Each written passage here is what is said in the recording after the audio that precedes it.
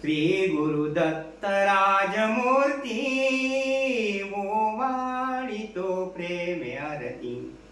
श्री गुरुदत्त राजमूर्ती ओवाळितो प्रेमे आरती। ब्रह्मा विष्णू शंकराचा असे अवतार श्री गुरुचा। ब्रह्मा विष्णू शंकराचा असे अवतार श्री गुरुचा। श्री गुरुदत्त राजमूर्ती ओवाळितो प्रेमे आरती। आज गुरुपौर्णिमा, आषाढ शुद्ध 15व्या दिवशी येते, त्याला गुरुपौर्णिमा असं म्हणतात। या दिवशी गुरुची पूजा केली जातात, याला व्यास पौर्णिमा असे म्हणतात। व्यास म्हणजे महाभारताचा कर्ता, पुराणिक, एक महान ऋषी। आता पुराणिक म्हणजे मुळात आधी महाभारत म्हणजे कौरव पांडवांचा काव्यबद्ध इतिहास, आणि पुराणिक म्हणजे पूर्वीचा जुना इतिहासवर वाचून सांगणाऱ्याचा अर्थ सांगणारा गोष्टी, त्याला पुराणिक असं म्हणतात। अशी आज गुरुपौर्णिमा आपण साजरी करत आहोत। तेव्हा ब्रह्म जाणे तो ब्राह्मण, ब्रह्म जाणे तो ब्राह्मण।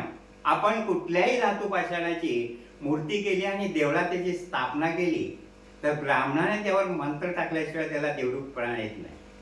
ब्राह्मण हा द्विजन्मी आहे। मातेच्या पोटात असताना एक जन्म, दुसरा उपनयन संस्काराचा, म्हणजे मुंज करतात बघा, त्याला बंधन असं म्हणतात। आपण आपल्या घरी कुठलंही धार्मिक कार्य करताना, पूजा, व्रत, वास्तुशांती, तर ब्राह्मणाला बोलवल्याशिवाय त्याची पूर्तता होत नाही। तसंच इतकंच नव्हे तर साधं उदाहरण घेतलं, सत्याची पूजा घालताना मग तो किती मोठा श्रीमंत असो, मोठ्या उद्योगाचा असो, पगारवाला असो, तरी सुद्धा घरातील कुणाला आपल्या कडेला न घेता अशा गरीब ब्राह्मणाला कडेला घेऊन तो सत्याची वाजवून तरच तो सांगू शकतो की आज मी सत्याची पूजा घातली। आतापर्यंत ब्राह्मण हे धर्मकृत्य करणारा मी सांगत आलो बघा, परंतु जन्म मृत्यू अटाटी चुकवण्यासाठी आपल्याला सद्गुरूच करणे आवश्यक आहे, आणि सद्गुरू कृपेने देव दिसतो। आता तुम्ही म्हणाल की सद्गुरू ओळखायचं कसं? ज्या सद्गुरूने जातोय ते सद्गुरू ओळखायचं कसं? कारण तंत्र मंत्र येणारा गुरुच, विद्याभ्यास शिकवणारा गुरुच, पोट भरायची विद्या शिकवणारा गुरुच, व्यापार धंदा करायचा गुरुच, आणि शेवटी आपले आई वडील हे गुरुच आहेत। परंतु मोक्षदाता सद्गुरू तो वेगळा आहे, जो ब्रह्मज्ञानाचा उपदेश करतो, अज्ञान रूपी अंधकाराचा नाश करतो, जीवात्म्याचा आणि परमात्म्याचे ऐक्य घेऊन आणतो, त्याच माऊलीला सद्गुरू म्हणायचं। प्रपंचामध्ये निष्कामता बांधलेला, आत्ममध्ये दृढ झाला असा जो सद्गुरू, त्याला सद्गुरू म्हणजे। शब्दाची फोड करून सारभूत अशी आत्मभूत वस्तू दाखवतो, त्यालाच आपलं अनाथांचं मायबाप, अनाथांचे माहेर असं म्हणायचं। नुसत्या शब्दाने तत्वमसी या महावाक्याचे रहस्य पटवून ब्रह्मरूप करून सोडतो, त्या माऊलीला सद्गुरू असं म्हणायचं। मग आज आपण या गुरुपौर्णिमेला हे का ऐकतो आहे तर संशय जाण्यासाठी, कारण संशय म्हणजेच अहंकार, तो आपल्यातला गेल्याशिवाय आपल्याला ब्रह्मत्व प्राप्त होत नाही।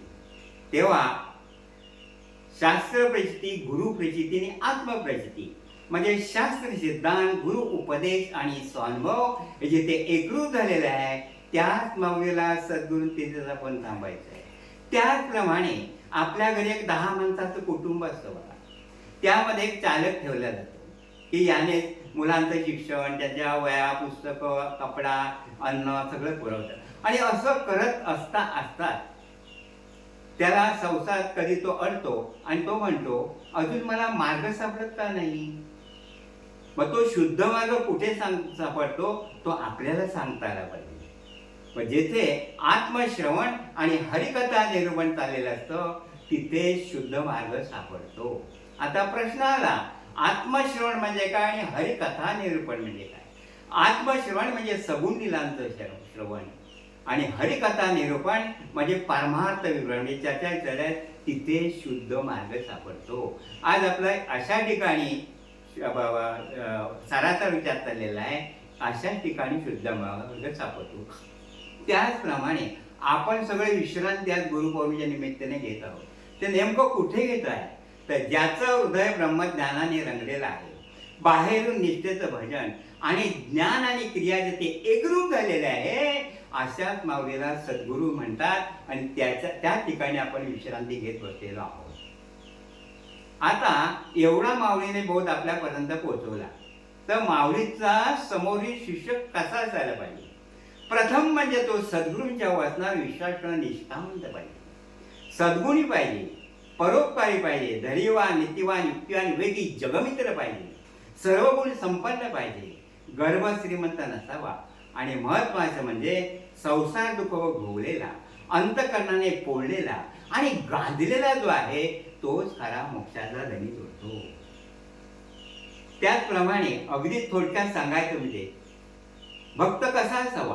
प्रेमळ, भावी, सभ्य, तीक्ष्ण बुद्धीचा, रम्य सार्वभौमी असावा, निष्ठावंत, कर्मनिष्ठ, आशाची दांचळ असावा, सैन्याची जठाधारी, नाथपंथी व बाळ ब्रह्मचारी असावा. असा जो असेल तोच अष्टसिद्धी पावलेला म्हणायचं आणि त्यांना सद्गुरू असं म्हणायचं. आणि अशी आज आपण ही गुरुपौर्णिमा साजरी केली की सद्गुरू म्हणजे काय हे आपल्यापर्यंत त्यांच्या कृपेने मला जे सुचलं ते आपल्यापर्यंत पोहोचवण्याचा प्रयत्न केला. बस एवढं मी माझे बोल इथे थांबवतो.